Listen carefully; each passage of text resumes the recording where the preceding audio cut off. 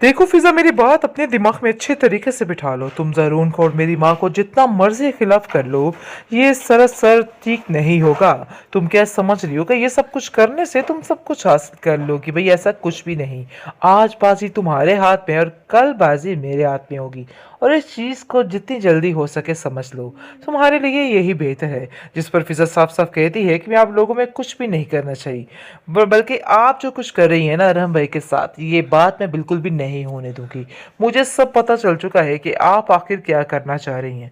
लेकिन ये बात बिल्कुल नाकाबिले बर्दाश्त है और ये बात अपने जहन में रखिएगा, क्योंकि अब ये चीज़ें बिल्कुल भी बर्दाश्त नहीं होने वाली हैं।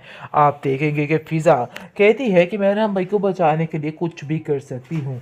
मैंने वाकई में उनको भाई बोला है, मैं उनकी बहन बन के दिखाऊंगी। आप उनके साथ इतनी बड़ी ज्यादती नहीं कर सकती हैं। अरे उन्होंने आप लोगों से मांगा ही क्या है? सिर्फ और सिर्फ हकीकत बताने की कोशिश की है, जिसकी वजह से आपने ज़रून को उनके खिलाफ कर दिया है। लेकिन वो भी ज़रून का दिमाग अच्छे तरीके से खोल देती है और कहती है कि आप इन मामले में मत पड़िएगा, क्योंकि जो कुछ भी रानी भाभी कर रही है ना, वो बिल्कुल गलत कर रही हैं। तो इसलिए बेहतर यही है कि आप इन बातों पर यकीन मत करें और उनकी किसी बात को मानने से भी इनकार कर दें। लेकिन जी आप देखेंगे कि रानी को समझ आ गई है कि ये सब कुछ फ़िज़ा का ही किया धरा है और फ़िज़ा ही इन सब चीज़ों को मना कर रही है और उसका ही दिल है कि ऐसा कुछ भी ना हो। लेकिन जी ये बात रानी को बिल्कुल भी पसंद नहीं आई और रानी साफ साफ कह देती है कि अगर ये बात तुम्हारी साकिब भाई तक पहुंच गई ना, तो फिर देखना कि तुम्हारे इस घर में रहना महाल हो जाएगा। और वो दिन दूर नहीं है जिस दिन वो तुम्हें दिखे देकर इस घर से बाहर निकाल देगा, क्योंकि अब मैं उसको साफ साफ बता दे रही हूँ कि ये रिदा भी उसके साथ मिली हुई है और ये सब कुछ मिलके हो रहा है, इसके अलावा और कुछ भी नहीं। तो बेहतर यही है कि तुम दोनों बहनें इन सब चीज़ों से बाज आ जाओ, वरना मुझसे ज़्यादा बुरा और कोई नहीं हो। इस राह पे जाती हूँ तो दूसरी राह मुझे परेशान करती है।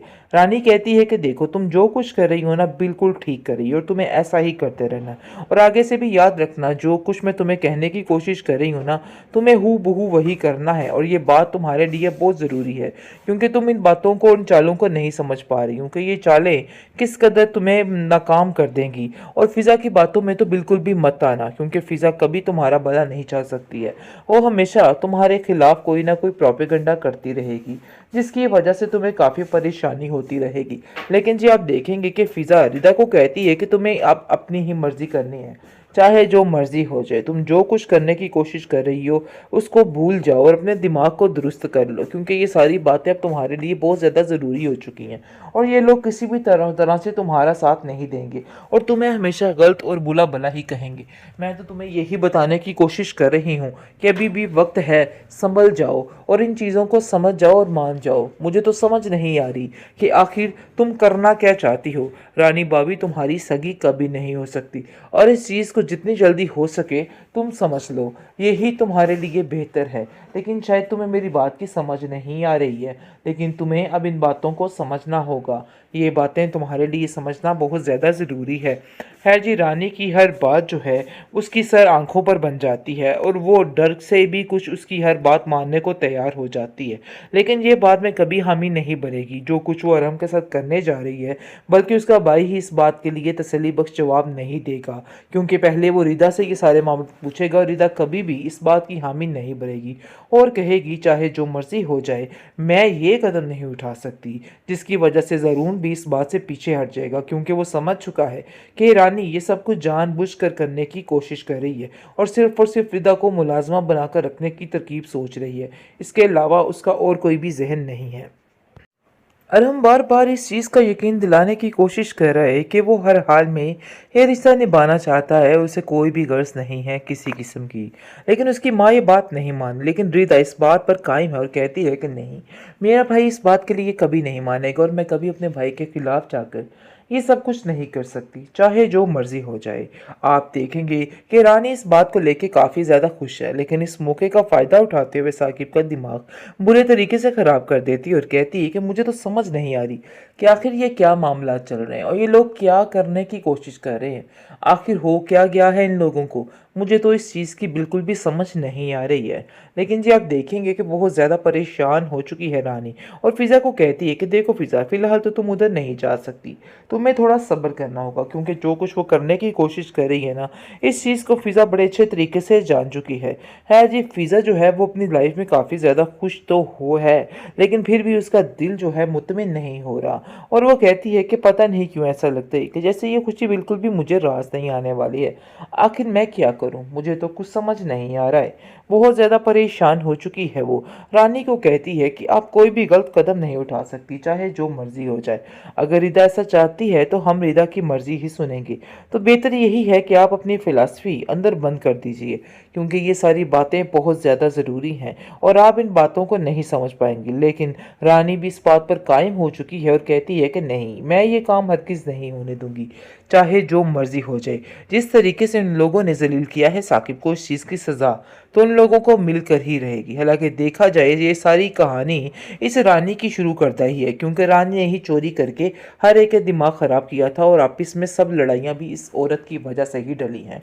बहुत ज़्यादा परेशान है ये रिदा और कहती है कि मुझे तो समझ नहीं आ रही कि आखिर मुझे किस तरफ जाना चाहिए। मैं इस तरफ जाती हूँ तो दूसरी राह मुझे परेशान करती है, इस राह पे जाती हूँ तो दूसरी राह मुझे परेशान करती है। रानी कहती है कि देखो, तुम जो कुछ कर रही हो ना, बिल्कुल ठीक कर रही हो और तुम्हें ऐसा ही करते रहना है। और आगे से भी याद रखना, जो कुछ मैं तुम्हें कहने की कोशिश कर रही हूँ ना, तुम्हें हू बहू वही करना है। और ये बात तुम्हारे लिए बहुत ज़रूरी है, क्योंकि तुम इन बातों को, उन चालों को नहीं समझ पा रही हो कि ये चालें किस कदर तुम्हें नाकाम कर देंगी। और फ़िज़ा की बातों में तो बिल्कुल भी मत आना, क्योंकि फ़िज़ा कभी तुम्हारा भला नहीं चाह सकती है। वो हमेशा तुम्हारे खिलाफ कोई ना कोई प्रोपेगेंडा करती रहेगी, जिसकी वजह से तुम्हें काफ़ी परेशानी होती रहेगी। लेकिन जी आप देखेंगे कि फ़िज़ा रिदा को कहती है कि तुम्हें आप अपनी ही मर्ज़ी करनी है, चाहे जो मर्ज़ी हो जाए। तुम जो कुछ करने की कोशिश कर रही हो उसको भूल जाओ और अपने दिमाग को दुरुस्त कर लो, क्योंकि ये सारी बातें अब तुम्हारे लिए बहुत ज़्यादा ज़रूरी हो चुकी हैं और ये लोग किसी भी तरह तरह से तुम्हारा साथ नहीं देंगे और तुम्हें हमेशा गलत और बुला भला ही कहेंगे।